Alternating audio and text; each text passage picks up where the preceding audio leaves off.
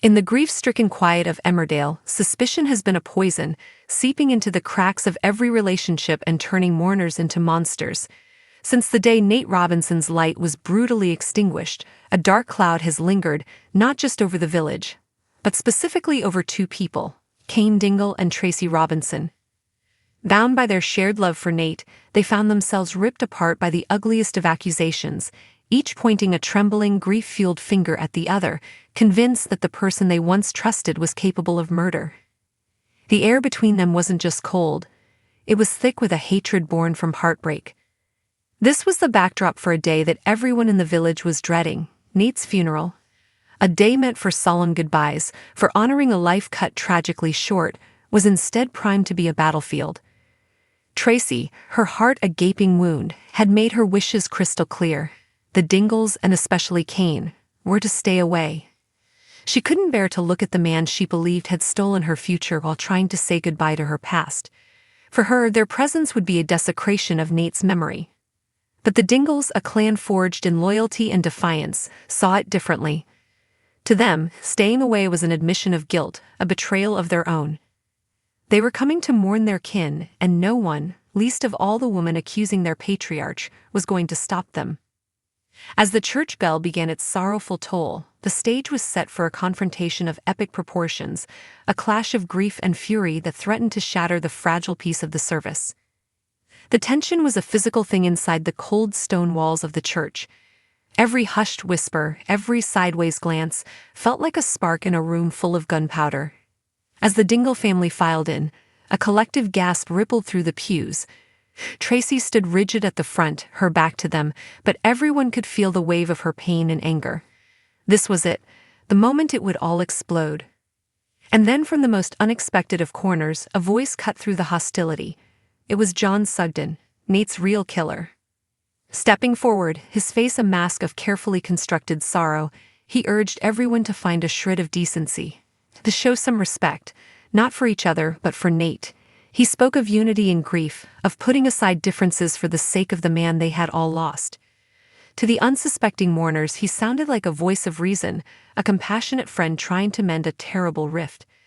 To those of us watching from the outside, his words were a chilling masterclass in manipulation. Every syllable was a desperate attempt to control the narrative, to keep Cain and Tracy locked in their mutual animosity, ensuring the spotlight of suspicion never, ever turned on him. He saw their war as his shield, and he was terrified of it ending. His gamble, however, had the opposite effect. Perhaps it was the sheer emotional exhaustion of it all, or perhaps John's plea for decency ironically managed to strike a chord. Tracy, looking at Nate's coffin, finally faltered. Her shoulders slumped, the fight draining out of her. In a quiet, broken voice, she relented. The Dingles could stay. That single, fragile gesture of peace was all it took. The dam of hatred that had stood between Cain and Tracy for weeks finally began to crack. After the service, away from the prying eyes of the village, they found themselves alone for the first time without the shield of anger. The silence was heavy, filled with unspoken things. It was Cain, gruff and emotionally constipated as ever, who broke it. He didn't apologize, not in the traditional sense, but he looked at Tracy, his own eyes shadowed with a profound, gut-wrenching loss, and admitted the one truth he could no longer deny. He loved Nate. The admission hung in the air, raw and vulnerable. And in that moment, Tracy saw not a monster, but a grieving father. The carefully constructed walls she had built around her heart crumbled to dust. The tears she had been holding back finally fell, not just for Nate, but for the shared understanding that was dawning between them. "I know you did," she whispered, the fight gone from her voice. "And I did too, so much." It was a confession, a shared truth that changed everything. Looking at each other, truly looking, they both knew. The rage, the accusations, the certainty, it was all a lie they had told themselves to cope with an unbearable reality. Neither of them could have hurt Nate. Their love for him was the one, undeniable proof of their innocence. The relief was palpable, but it was immediately replaced by a cold, terrifying question. If it wasn't them, who was it? Suddenly they weren't enemies anymore. They were allies, united by a new, burning purpose, to find the person who had torn their world apart. It was Tracy who connected the first crucial dot. The one thing I keep coming back to, she said, her voice low and intense, her mind racing, is Nate's phone. It ended up at my house.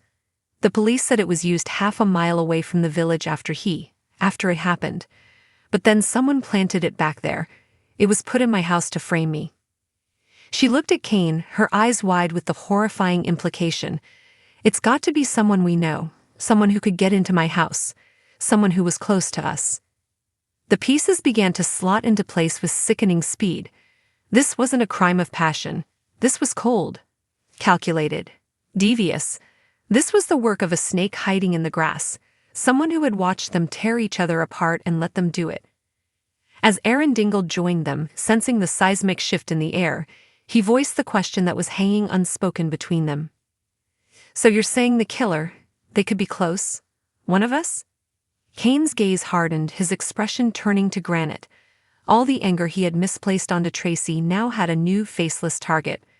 Looks that way, he growled, the words a chilling promise of the storm to come. And across the graveyard, partially hidden by a yew tree, John Sugden felt a tremor of pure panic. He'd come to a funeral hoping to bury his secret forever. But as he watched his two greatest shields lower their weapons and join forces, he knew, with a certainty that chilled him to the bone, that he might have just dug his own grave. The hunt was on, and justice, in the form of Kane Dingle and Tracy Robinson, was coming.